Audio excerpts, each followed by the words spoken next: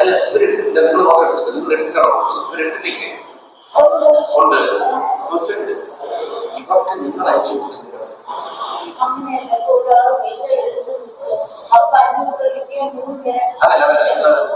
അടിപൊളി.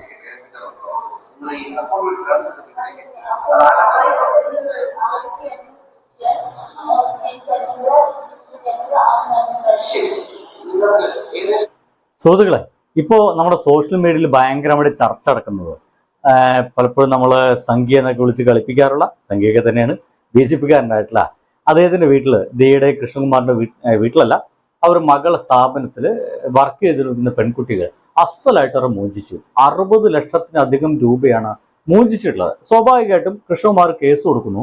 പിന്നീട് ആ പെൺകുട്ടികൾ പോയിട്ട് കൃഷ്ണകുമാർ സംഘവും മകളും കൂടിയിട്ട് ഇവരെ തട്ടിക്കൊണ്ടുപോയിട്ട് എവിടൊക്കെ അടച്ച് ഇട്ട് ഭയങ്കരമായിട്ട് പീഡിപ്പിച്ചു, തട്ടിക്കൊണ്ടുപോകാൻ ശ്രമം നടത്തി എന്നുള്ള സംഗതിയിലൊക്കെ ഇപ്പൊ അവരും കേസ് കൊടുത്തിട്ടുണ്ട്. ഗംഭീരമായ വാർത്തയാണ്.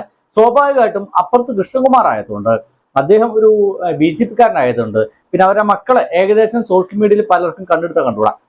അപ്പൊ എന്തായാലും അവരോട് നല്ല ദേഷ്യം എല്ലാവർക്കും ഉണ്ട്. എല്ലാവരും ഇപ്പോ ഈ കൃഷ്ണകുമാരെ ആരാ തട്ടിക്കൊണ്ടുപോയത്, ആ തട്ടിക്കൊണ്ടുപോയ ആൾക്കാരെ എന്ത് ചെയ്തു എന്നൊക്കെ ചോദിക്കുന്നത്. തട്ടിക്കൊണ്ടുപോകുന്നല്ല, ഇയാളുടെ മകളുടെ ഒരു നല്ല തുണി ഷോപ്പിൽ നിന്ന് ഗംഭീരമായിട്ട് പണം മോഷ്ടിച്ചു.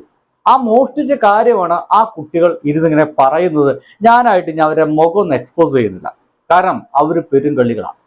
ചില്ലറ പൈസ ഒന്നുമല്ല. 2000 കിട്ടിക്കഴിഞ്ഞാൽ 4ആയിട്ടൊക്കെ ഞങ്ങൾ എന്താ പറയാ വീതം വെച്ചെടുക്കുന്ന പറയുന്നത്. സംഗതി ചെയ്ത കാര്യം വളരെ സിമ്പിൾ ആട്ടോ. QR കോഡ് ഉണ്ട് അവിടുത്തെ, അത് കാണിച്ചു കൊടുക്കില്ല. അവരെ മൊബൈലിലേക്ക് പൈസ അയപ്പിക്കും. എങ്ങനെയുണ്ട് കേട്ടോക്കുന്നേ?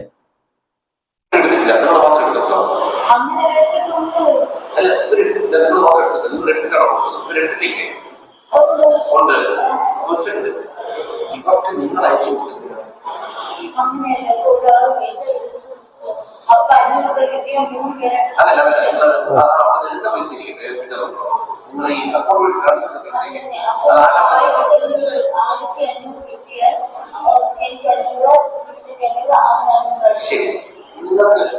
നല്ല മാന്യന്മാരായിട്ടുള്ള 1500 രൂപ 500 വെച്ച് എല്ലാവരും എടുക്കും.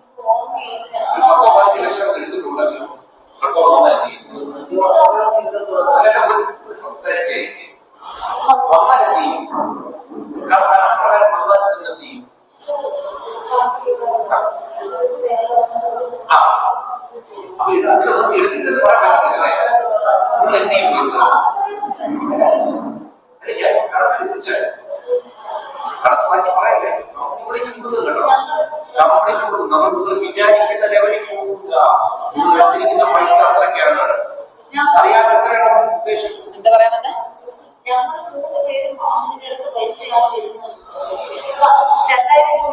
അത് മനസ്സിലായി.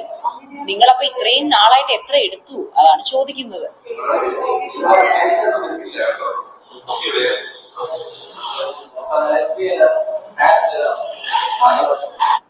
എന്തായാലും പണിക്ക് നിർത്തിയതിന് പാവങ്ങളെന്നൊക്കെ വിചാരിച്ച് ജോലിക്കൊക്കെ വരുന്ന ആൾക്കാരെല്ലാം വിചാരിച്ചിട്ട് ആ ദിയ എന്ന് പറഞ്ഞ പെൺകുട്ടി കൃഷ്ണകുമാറിന്റെ മോള് പണിക്ക് നിർത്തിയതാണ്.